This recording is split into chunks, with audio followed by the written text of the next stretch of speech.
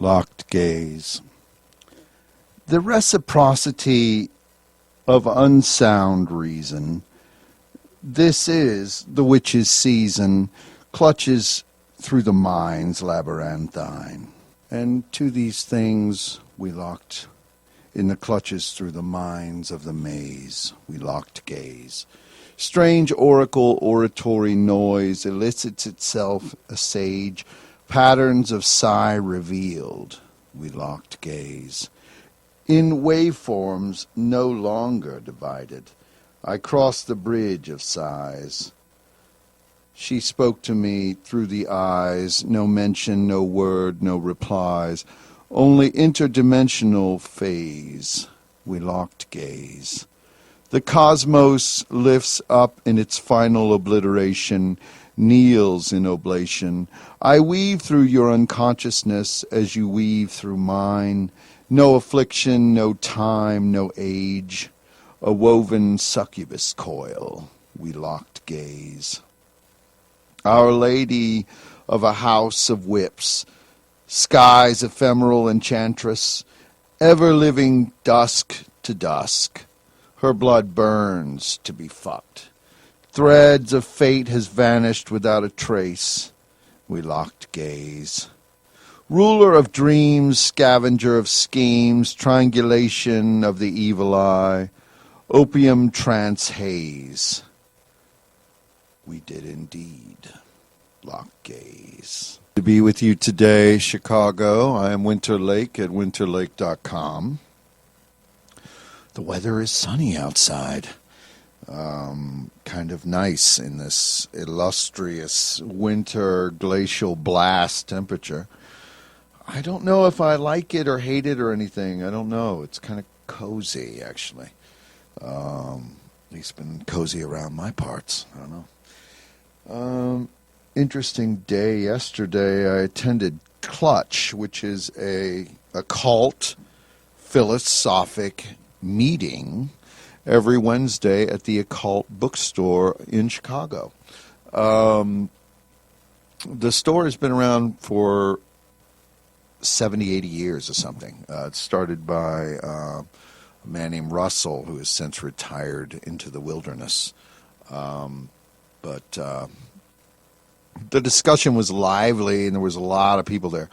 It moved all around. It was talking about Hori, which is a divination to try to solve games and puzzles in order to make money, which I'm pretty good at. I can play cards really well if I want to apply myself. And there was also discussions of other divination, and there was a girl there who wasn't even into sports, but she could call sports out and gamble and make money. And these kind of things I found interesting. And the discussion moved around in all various phases of the group, and there's all different types of people there, from all different walks of occult and reality and life. From rich to the dregs of the poor to, whatever. But there's Kabbalists in there with Satanists, with witches, with Maguses, OTO freaks, Raelian people. I mean, you got the gambit. It's kind of like a live video game or something, where you have these different people. And I met these two Kabbalists. And they wore like these bizarre outfits that had like, not really outfits, more like uniforms. And it had like the symbol on it and stuff. And he's like, yes, we're in ancient Judaism. And they were picking my brains about black magic. And we kind of got along because they were like light bringer type people saying they like to help people. And I was this different, non-altruist or something. And the discussion moved to curses, and I believe in curses because I've cast them and they work, whereas others were being more altruistic about it, saying it was universal or aspect of karma. And you've heard me rail against karma. Karma does not exist. If karma existed, the world would have been exterminated a long time ago. People get screwed over in this culture all the time. And they continue to screw each other over all the time. There's not a lot of real love in the world. Somewhat, but really it's just power and vanity, in my opinion. Which is fine, too, because power and vanity get me off. And there was this bizarrity of synchronicity happening within the room. So you have all of these different occultists gathering every Wednesday. It starts at 6 or something, or 7. It goes to 9 at the Occult bookstore in Chicago. There is only one in the world. And there is that is the preeminent location of Chicago if you wish to find it online. I'm not really plugging for them. I really like them. But they're, it's not like whatever. But a wide array of books are in the store as well. I mean, they have authentic stuff, and it spans the whole gambit of the occult. Nothing is left out. But it was odd because on my way there, I met this guy in the doorway who was smoking or whatever, because you can't smoke inside here in Chicago. And he was telling me some weird things that were happening to him that he was volunteering to me. And it's been happening all the time where I have these people, I call them just rollers, to be honest, just weirdos, that want to start sharing with me out of nowhere. And so this guy, he's talking, and then I said, well, what's the story? What happened? And he goes on about some French woman that burned him down or had some occult spells or something, and he was depressed over it, and he'd been trying to get over it in some kind of initiations or something, and then it was just weird. So as I attended the party, it was more of a, not really a party atmosphere, it was more an event atmosphere as far as like, there's a circle formed and people are sitting in a circle and they're completely strangers to one another, and they're from all over the city or the world, actually, that attend this thing every Wednesday. But aside from that, so there's some kind of speaker in there who's dominating the conversation, which is typical amongst these kind of groupings that I've experienced in the past. So you'll have one guy who's going on and kind of controls the conversation, and the rest of the room just get annoyed, and they could pitch in a little bit now and then. And I was getting kind of annoyed by this guy. And the one who's the owner or something came up and handed him a French book in occult magic lore or something in the discussion that he was doing. And he goes, well, I don't speak French, and it kind of embarrassed him, made him look stupid. And maybe there was some unintentional act upon the owner, or maybe the owner had some kind of psychic wherewithal to create this weird break.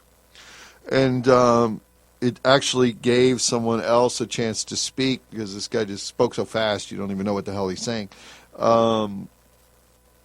This one guy randomly starts discussing how his entrance into the occult was the oracle of Napoleon. This oracle was located in a tomb in Egypt, and Napoleon, not true to the story, or as the legend goes, Napoleon's army was there occupying. They went in this tomb. Napoleon was there, and he found the scroll that he found that he could subscribe into some kind of divination. So he was getting a series of questions or whatever, and he could ask the oracle things on this scroll, and through certain letterings or meditations, he could get some kind of answer, as opposed to like, should I attack here, or should I trust this person? Should there be certain things changed? So he started to utilize this Egyptian oracle in his combat and in his totality of an army structure, as he was the leader or whatever. And as it progressed, he was having great success following this oracle. And the discussion throughout the room was of this oracle from that flashpoint, from that one gentleman, and I brought in all of this other information because I've used this Napoleon's oracle. But the story goes a little deeper, much deeper actually. So we're discussing this, and I'm implementing, and others are implementing, and it goes to where Napoleon himself sort of started to defy the oracle, and that was his downfall.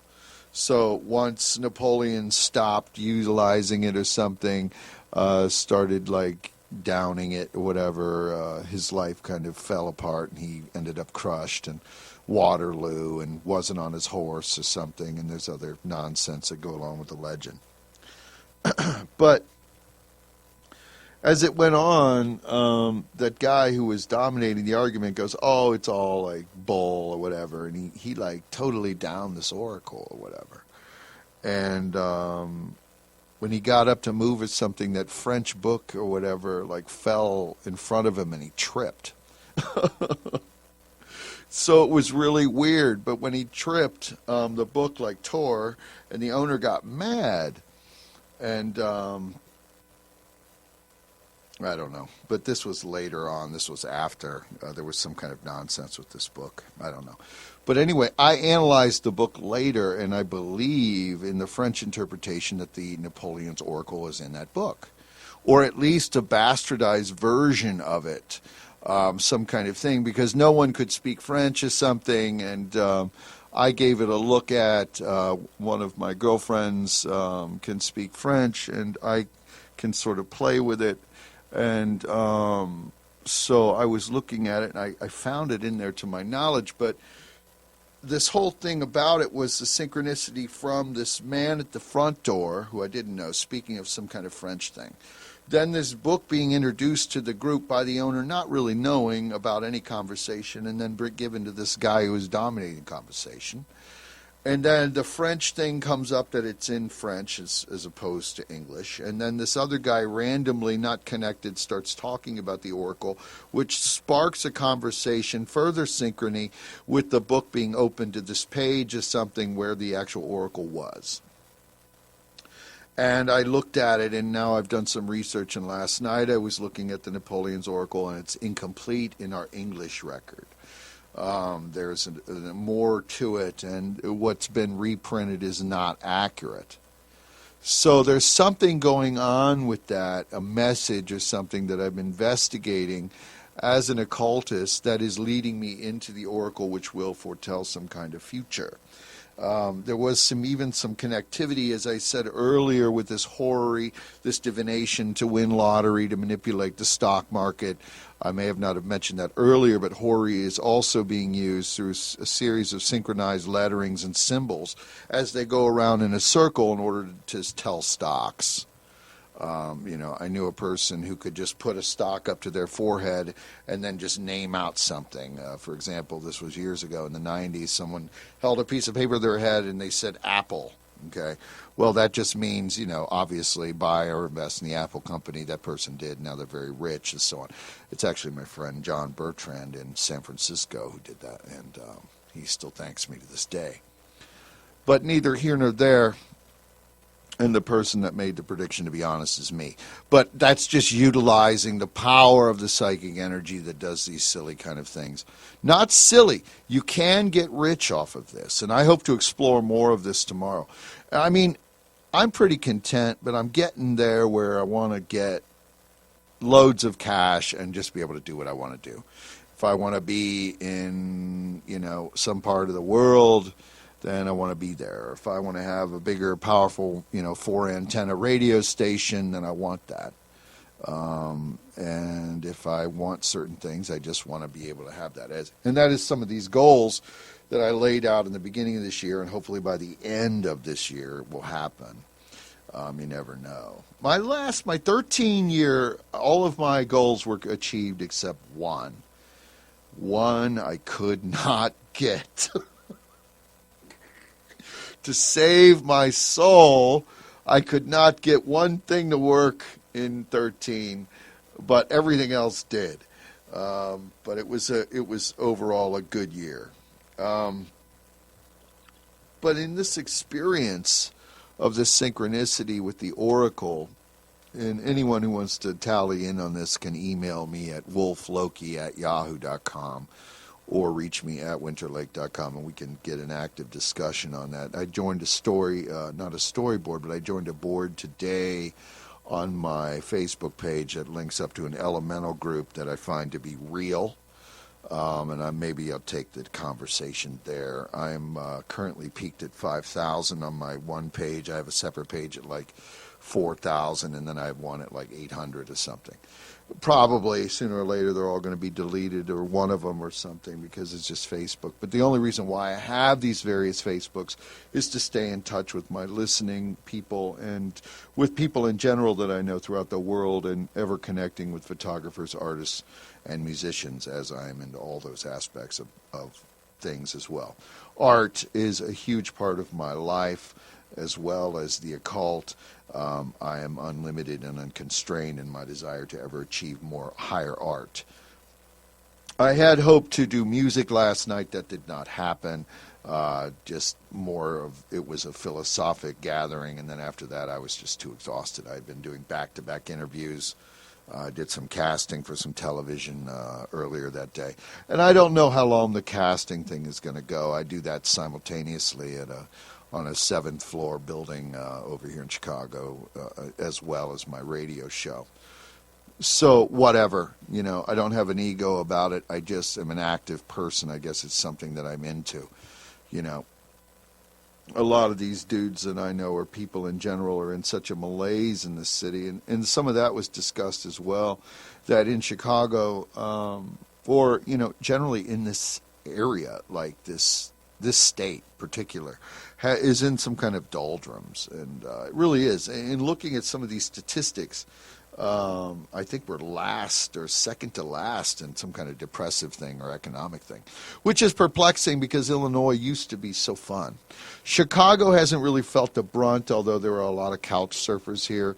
There's a lot of dudes here with a lot of dime store jobs or no jobs, or serving tables or something and nonsense like this, when they could have so much greater and higher potential. But, it is what it is. It's kind of pathetic. And it's just, when I was there last night, and when I brought my power and I brought my light, I elevated the room, and I could feel consciousness coming up. Even when I was in my brief discussion, people, gravitated to me.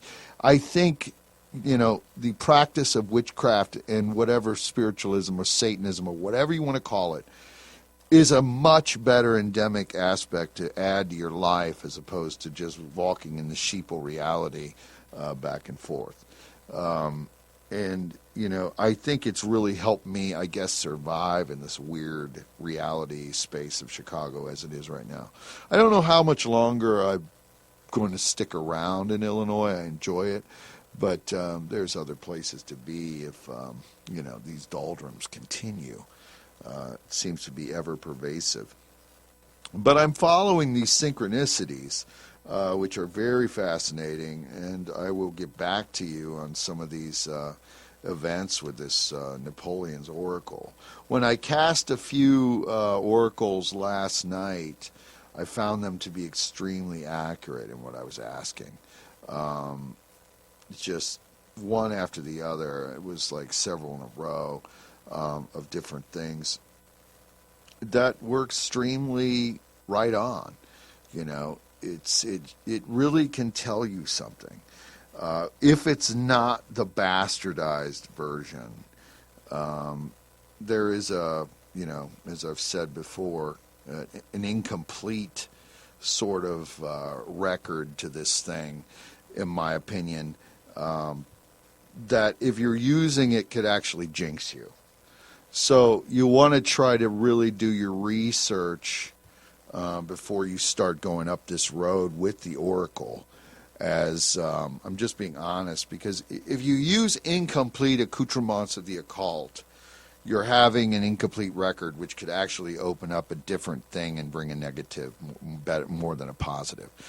For example, last night there was some tarot reading going on, and it wasn't my deck. But it not being my deck, and I'm a reader, and I also play cards and underground games and so on. I have from time to time to just make money, whatever, I gamble. And so I automatically just counted the deck. and I found that there were only 76 cards in the tarot deck. A rigged tarot deck, or a flawed tarot deck. And I presented this to the person, and they said, oh, it's not necessary. I said, no, there's 78 or 79 variants to that deck. It has to be there to make a complete record, or you are jinxing yourself or making things not an accurate reading.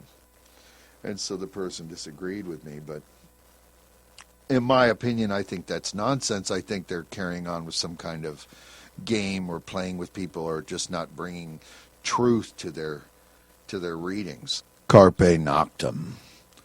Rip and rape, secret keeper. Face ashen ecstasy. Fall back in lust eventually.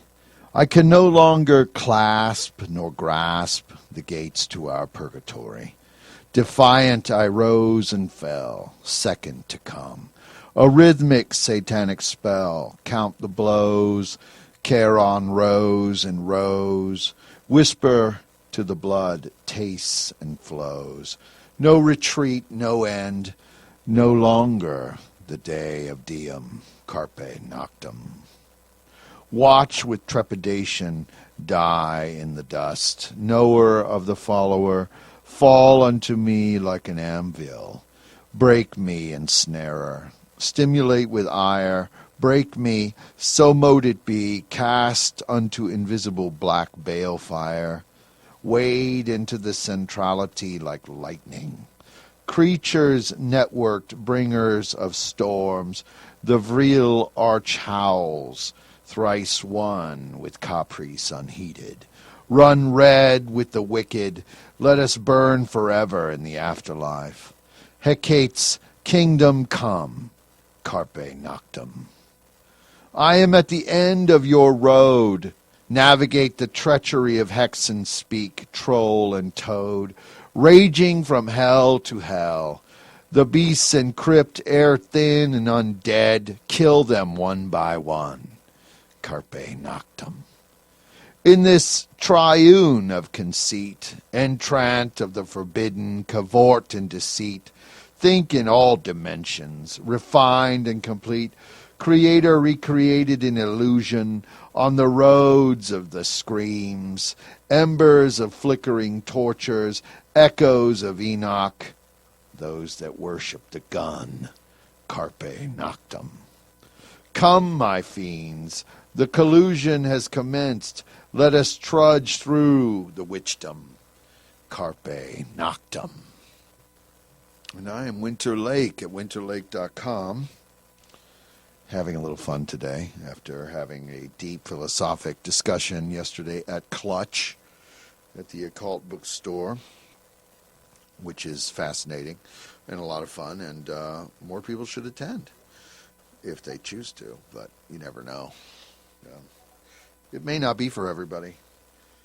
It could be kind of scary or something. I don't know.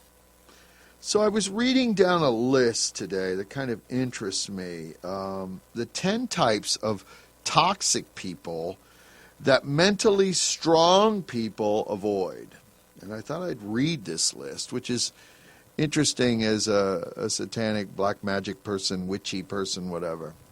So number 1 is the show-off. Those who feel the need to be showy are always compensating for something and trying to prove their worth to themselves. Unfortunately for them, this is how you know they have little worth. Showing and trying to make other people envious is a waste of time, unless you're trying to make yourself feel better about yourself at the expense of others. People that do such things are not the kind of people you want to keep around. Number 2, the unintelligent. I'm not talking the kind of dumb that can be helped. I'm talking about the kind of dumb that is the result of an immense ego, voluntary ignorance, or self-righteousness. Most of us know at least 1 or 2 people who are completely unintelligent as a result of continually making bad decisions and not learning from their mistakes for their entire lives. Number 3, the leeches. Growing up, we've all had or been that friend who was always a bit broke and always happy to take a handout. When our friends are at a difficult point in their lives, there's no reason not to help them out or to offer to pay for a few rounds of drinks so they can come out and have fun with the rest of the group. The problem is when the person seems comfortable in a position and is making a little to no effort of improving their financial situation. Number 4, the lazy. Laziness is a disease, one that is highly contagious. Lazy people make other people lazy. The more you hang around the immobile, the less you will feel the need to be mobile. The mentally strong are not impervious. Hang around lazy people too often, and you'll notice your productivity and general enjoyment of life plummets.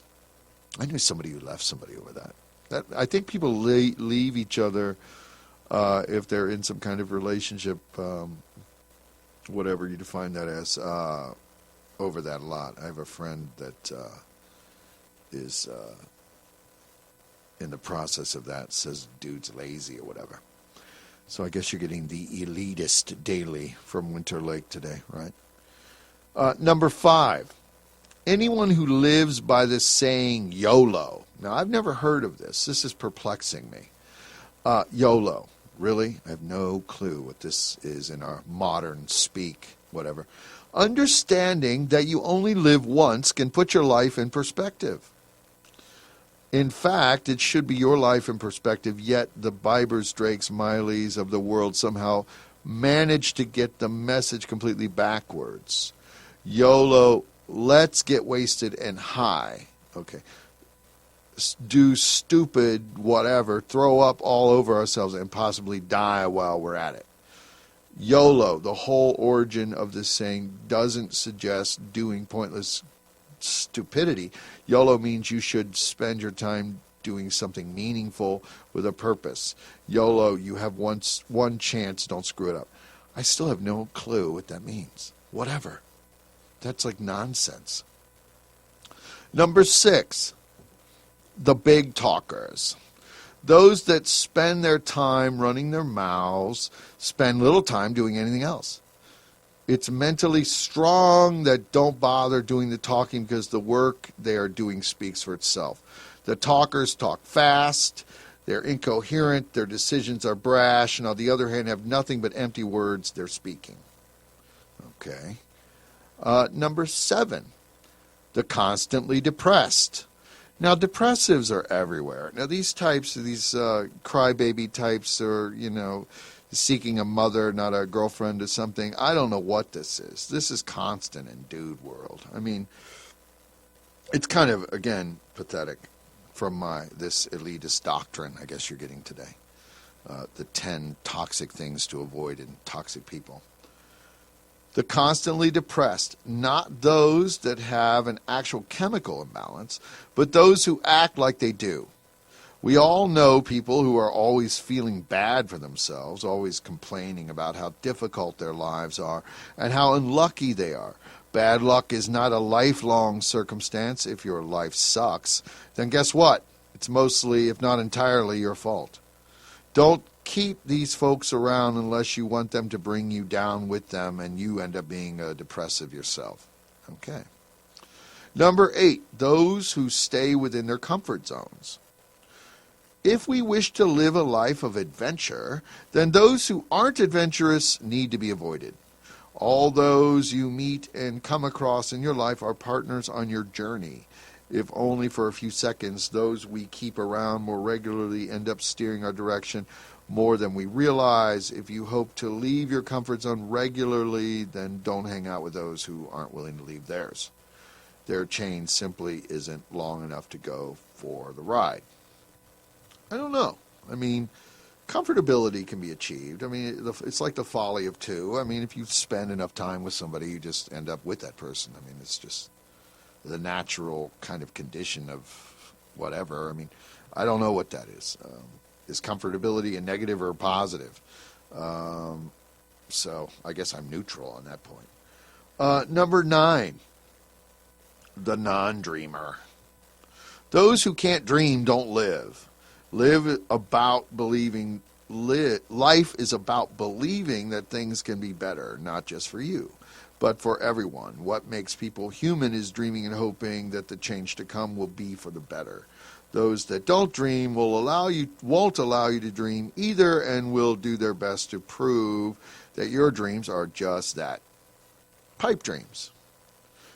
Okay? And I didn't write this, by the way. This is something that I just found, and I found it interesting, so I thought I would convey it today on the Pentacle-Hours show, which is live to thousands of people in the range of my voice on the global web and pirated on XM satellite radio. And I'm not getting paid for that, but whatever. Number 10 is the non-believers. Now, this is interesting because in my life, I always hang around people that believe in something. I don't like non-believers. I guess I just don't. I mean, atheists, I don't know. I don't know. Maybe I get along with non-believers. So the contrarian comes to the fore. Worse than those who don't dream are those who dream, but don't believe that they can turn those dreams into reality. Those who don't believe in themselves don't amount to life and anything in life. They are losers. Those that are always there but don't influence the world, etc., they live in a gloomy and depressing world where their lives are out of their hands. They go with the flow and never attempt to achieve any sort of success, stay within their rat race parameters, don't rely on them to support you when you need their support either. If they don't believe in themselves, then they sure as hell won't believe in you. And that is the 10 things, the 10 types of toxic people that mentally strong people avoid. Kind of Aryan-esque, I guess. I mean, I could add 100 more things to that in different parameters. It is very hard to click with people, or it is very hard to, not have something that's going to not rub you the wrong way. But, yeah, I mean, these things here, definitely something to avoid. I mean, if you can. Probably all of us suffer from some kind of, toxic person in our lives or something. Suffering from something in complete and utter denial, which is pretty constant in our manufactured reality, which I ever seek to escape from. That's why I bring you a radio show for a while. And whether the radio show is going to go forward, you never know, but it's a lot of fun. 2 broadcasts on AM 1710 live to Chicago, and also streaming on the web internationally, or whatever. Probably to people in basements that are running around attached to things or something. I have no idea. Unhinged scourge. Displaced in time she was. Unhinged scourge, bound to the witch's wheel. I have found my apocalyptic beast. Hooves bash the brutality of our lives against the street. Squelched in unreason, the sins of our wage don't add up. Flowing illusory wave. Subliminal sound in the cacophony. This is what it means to be. This is what inundates us. This work will not set us free. My presence in the ashes, savant of the dying arc light, destruction shiny and bright. Will you give me unto the corpse ravine, vulture wolves gather siege machines? Put on your hooded robe, your pentacle, your criterion. Raise your dagger in Hyperion. Raise your dagger against me, I am confounded in the ossuary. The flight of forbearance, so mote it be. Drink to this unhinged scourge. Open the door to the universe. Set awakens in the eyes of the perverse. The gnashing of serpents. Invoked I shall cast. Invoked I shall send. Our war without end. And that's some of my poetry as well. Unhinged scourge. Pretty beautiful little poem. And I've been reflecting on a lot of poetry this week and throughout my little soiree leading to Freya's Day tomorrow. Today is Tor's Day. The day that anything can happen, actually. Kind of a destructive day. I saw a horrific wreck and something that, like this truck, and it was weird because I kind of sense wrecks before they occur. But as I was walking up past where I take transit to get here to stay active, and it's always interesting, and I think about the different people that I meet on transit. It's really odd because I'll hand out cards to different people and connect with people. And prior to getting on the train, just saw this like truck weave over around a bicyclist and smash into a car head on. So I guess in my darkness I shouldn't really be laughing, but I kind of sensed that it would occur, and I knew to walk on the other side of the street. So it's just weird how that happens. And the other day, this was some time ago, some other craziness happened, but in regards to kind of sensing a darkness approaching. I was on my bicycle on the sidewalk, which is a big no-no here in Chicago. And I do bicycle. It's extremely dangerous, but kind of exhilarating, especially in the cold. And I was on the sidewalk, and this guy walks out, and I hit him on the bike. And I was very apologetic, And he looks at me, and he's like, calls me these names and stuff. And I said, hey, I'm sorry. But I locked onto his eyes, and I started to give him the evil eye, which is an ancient thing. And it's rare to bring that out in me. But I started giving him the evil eye, and I started backing up, okay? So he starts backing up. But as he's backing up, he backs up into a car that hits him. So I guess he got a double whammy that day. Times roll, baby. You got that right. As it is 5:54 on Thor's Day in the middle of the universe, in the center of a pentacle, summoning Mephistopheles from the crypts of oblivion to conduct Faust on stage, which would be kind of interesting. Over the summer, I did a side project. I was Mephistopheles in a film and a stage play or something we were doing. Not we, but this guy. He wanted me to do it. And so I was going to this place, and all he was doing was taking pictures of me or something. I don't know if he was gay or had a fetish or something. And I was like, so when are we going to start this whole production or whatever? And I was dressing up, and he's like, I don't know. I can't get funding or something. And it just dissolved, but it was kind of weird. And then it resurrected a whole thing with me about a play, not a play, but a screenplay for a sitcom, not a sitcom, even a film called Faustina, which made it for a female aspect. It was interesting. And I even changed it later to Faustine, kind of a dark thing. And my friend Jacqueline wants her dream interpreted. Let's see what she wrote here. She texted me. It was weird because last night I had a dream with Jacqueline in it, and then she had a dream about something, but it both had one thing in common. Whereas mine was a limo, hers were just some cars. So I had this dream that, and she's like this raven-haired, long-haired goddess or whatever. And she had this gun, and she was like shooting at this dude who had long hair, who was like in this limo. And then in my dream, she was in the limo shooting at the dude again. But then the dude had like short hair or something. And it was weird. I didn't even know how to interpret that. I was like, where is this coming from? So I kind of looked at it. Okay, the car, what does that symbolize? Is it all just gibberish or some kind of live action film or something? No, I think the point of it is that she's trying to kill or get to something in herself and kill it. Maybe some dude that's hanging out with her or some other aspect or something. She's obviously like imperatively trying to get at it. And I had this dream last night with her in it, as I said, with her chasing, or not chasing, but her in some kind of thing with a gun and shooting at a limo and then being in a limo. And then she had a dream that she was driving past a wreck or something with all these dead bodies that were in place. And then there was some other kind of thing.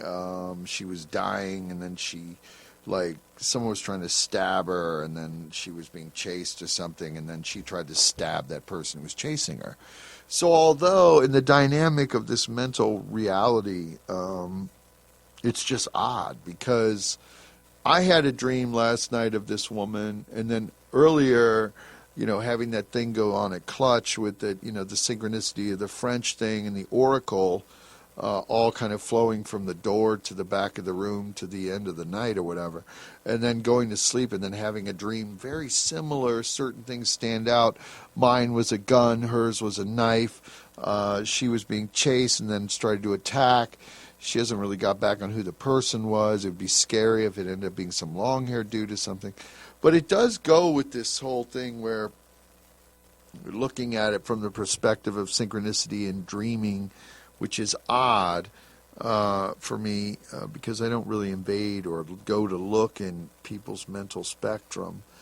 She's probably listening now very intently to figure this out as well, which was kind of very vivid. And I don't dream vividly, but hers was very vivid and kind of off the hook.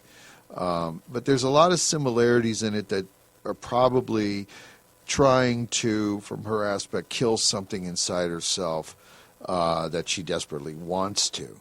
Everything in the dream is reflective of ourselves, and it kind of garners itself for that way.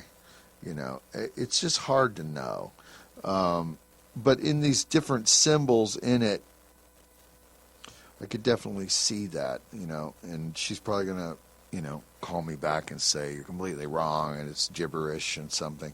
But the knife compared to the gun, the car, seeing dead bodies, or she was shooting at a car, and then, in my dream anyway, and then she was in a car. There's just a lot of relativity there. So it'll be interesting what tonight brings. I don't know. Freya's mirror. Her intuition breaks me, a light of twitching. The type that burns wields Freya's mirror. Warren's warder does not reflect. Hierarchical evil aspires the hipster. Rancor at the incantation, the wrapping of the shadow shut in. Reflections bend and shatter, the kind of shrill that rapes the night. Rushes to hammer when everything feels like a nail. Bastion with a doppelganger self. Cloak of bats and owls. Skulls in the sky. Come to me when the arch tower falls and ancient Atlantis dies. In you unfound, in you I rise. Very pretty. And I'm reading some poems from Black Magic is Might. I know I've returned to this doctrine a tad.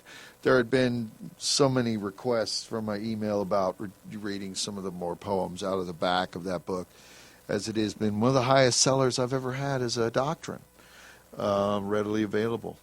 It's immaculate, 8 by 10.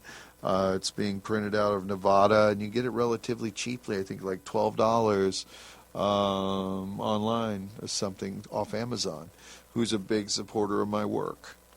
And, about the Amazon argument, even though I'm deviating off my own doctrine, and I rarely go here, this person who's like close as 40-something, is well-established billionaire, despite what many think, he's a good purveyor of books. They read before every meeting and so on. A lot of people say that these names he chooses, like Kindle and so on, that he actually wants to burn books or seeks the destruction of books or something. I think archiving in Amazon is a good thing, although it is putting out a lot of other business because it levels it off in the competition that the Internet brings. And the Internet, it's destructive to an economy. It is. Because, Internet is illusory, and a lot of people don't have the overhead of the concrete or something. And it also codifies our reality into several just different search engines. Hence, Google is our information overlord. MSN and Yahoo are our newsmakers. That's kind of crazy because we have this vast open field of the Internet, and deviating further, which is open to us. Yet we are codified into these certain things. It's just in our nature to do so. We like our simplicity. If we have something complex, we will simplify it. Amazon, however, as a supporter of my work and a conveyor of my messages, my books are readily available online there. And you can find Black Magic is Mike there. But the owner, I don't know his name or something, he bought the Washington Post or is finalizing that. I don't know what he's doing with that. Print media, in my opinion, is dead. Books are not. I know as a writer, they're just not. People like their books. They like to read them and so on and so on, even if they're in a digital area. But the digital aspects can be skewed. A lot of my uploads get skewed in the processing. I can tell you that all of my work is immaculate, but when it goes through the processing, there's a processing involved when you upload a doctrine or a book or something to the Amazon site. It skews it some way. I have no idea why. It's just maybe just an overload in the search engine or something, or it just garbles up your work by its nature of where maybe I'm doing something wrong where I'm not, setting up the parameters of it, and I'll have to investigate that. But I've found that when I've gone to look at the previews of my books online, they're kind of all over the place. It's kind of just, well, wow, what? So I guess I must be doing something wrong. But I think Amazon is a supporter of the written word, and I do know some things that they do in their meetings. He may be a slave master or something, running those people down, probably so, too. But, as far as where I'm concerned, his ability to keep the written record going hard and, keeping my books readily available, that outlet didn't exist a decade ago. I mean, you would have to, submit your work, come under the thorn of some kind of person that decides whether you suck or whatever. And, it really... having this open game of the ability to put our books out there as occultists is huge, because we have been under the thumb of these houses of, material production for a long time, and they have kept us down. These Knopfs or something, these high, publication companies, They have not produced our work, and I'm one that prints all my own work, and I've had offers from high houses. I can be on Avon, or I can be on something, and I may yet be on something if I want to go that route. But I have found great success through my own determination and my own Aryan will to self-publish, and in this arena of our reality at our time and our current standard of things, it pays off for me. It may not pay off for you. You have to also have the full package. You have to have the ability to convey your message, and me having my own radio show makes me stand out from millions of people. That's all well and good. It doesn't make me, too much of an elitist. I do kind of quell my ego and keep it in check, but having that as a message to say that, hey, I'm a writer and I'm out there, self-advertising the self, so be it. A lot of people look down on this too. They're like, oh no, you should just as a writer be really quiet and then you're noticed. No, I disagree. I adamantly disagree, because who's going to notice you sitting in your closet with your bag of poetry that no one's ever going to read? No one's going to have interest in you. No one cares about you.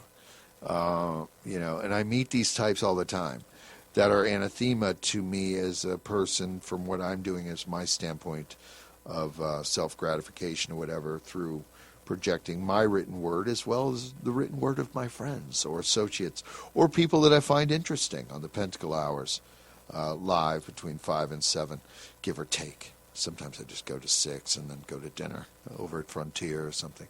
But back to what I was saying, we as writers have been under the thumb of these production houses for a long time. And having Amazon as an outlet, even though a lot of people down it, even though they still buy books on it, It's given a great platform for me and my work. And if you have the ability to, establish your own platform as self-discovery, and self-advertising, or getting your own radio show or whatever, it does take advertising hand in hand. And a lot of people down advertising, but advertising is everything. Marketing is everything. You have to market yourself, or no one's going to know who you are. That's why McDonald's commercials, they can sell plastic food every 60 seconds. There's a McDonald's commercial in the world, because they sell plastic food. But yet it's not that does it. What does it is their advertising and marketing, because that is in the mentality of the current sheeple reality. But per se, this kind of thing, gratification to the exterior airwaves, which I'm doing, allows me to convey my message and tell you who I am. So the same thing happens all the time, where you have writers or whatever, they're like, oh no, I don't really know how to do that thing, but I can do this. And it's rare to have a person like me who can do the whole game, who can market oneself, have the ability to convey a message, have the mentality and the power to carry out what they want to do, and to be a writer and then take it further onto the stage or into the areas of film or whatever, and to be successful. It's just the way it is. Winter Lake at winterlake.com. I'm playing around with the internet while I'm on the radio, answering messages of people. A couple more dreams came in, and of course my friend got in touch and said dream might be pretty accurate. Interpretation might be accurate. You never know, though, with these things, with the symbolism in dreams, how they move around. Maybe our next philosophic discussion at Clutch will contain some dream interpretation. It's just interesting when you have a group of strangers all converging into one space with completely diametrically opposed religions or aspects, whatever you want to call it. I hate the word religion, philosophies, occult practice, or whatever, and they can actually get along without stabbing each other to death. However, there's not really any Muslims in there. I can tell you there are some Christians in there which are very interesting. There is like a weird perception of Christians or Seventh-day Adventists or something. That's fine too. I think Christian bashing is tired. I think blasphemy is actually pretty tired. It's a religion is a thing, using that word that I hate again. It's about what you want to believe, and that's the choice that you have. And it's not about suppression or looking at something and saying, your religion is so horrible, and making those righteous judgments. And that wasn't occurring last night, which was interesting. There wasn't too much attacking. There was a little, though. The Christians did bring a little bit against me and against the crowd, which is fine. Being a little bit weird. I find it odd that they're going there. Maybe they were Jehovah's Witnesses seeking to convert to Satanists or something, which is fine, but no one railed on them and no one attacked them. And there's a lot to attack. Yes, there's a lot of heresy or whatever in that aspect of where I've seen as their Bible is a very bloodthirsty doctrine and so on. The Old Testament is extremely contradictory. But I didn't go there with them, and a lot of people weren't going there. But this thing with the Islamists, they are a threat to liberation in general, and definitely a threat to any kind of occult practice, because they'll behead you.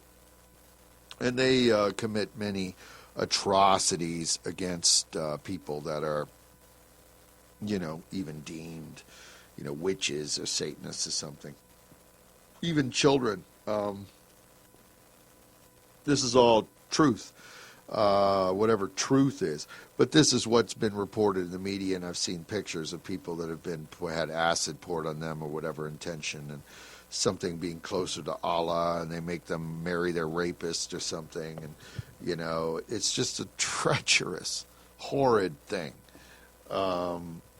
It's very male-dominated, some kind of nonsense. But during the occult philosophic gathering, I haven't really seen too much of that. And having the oracle synchronicity going on was interesting, the Napoleon oracle synchronicity. And someone emailed me about that, and they wanted to hear a little bit more about it and how it worked.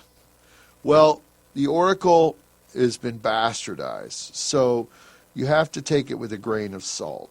How it works is you mentally project yourself onto a piece of paper after reading one of the said quotations in the book. So you'll read it. I don't have it in front of me. I guess I could look it up and cheat or do whatever. I just don't do. I'm going to do it off the top of my head as we are live right now speaking to you on the radio.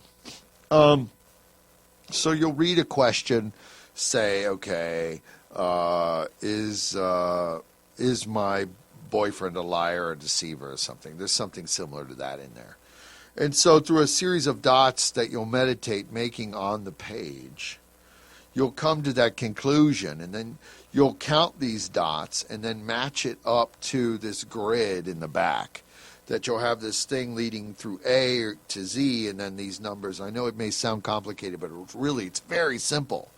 The way they did it, or the way the Egyptians actually structured it, and the way Napoleon did it, not him, but maybe his people under him, they had obviously translated it for him or something. You just match up your dots and your numbers, and then you'll come to a conclusion on a back page of this. Clearly, there was a series of scrolls, whereas now they've just codified it at Barnes & Noble, and you can get it actually there. I think that's where I first bought my first bastardized copy.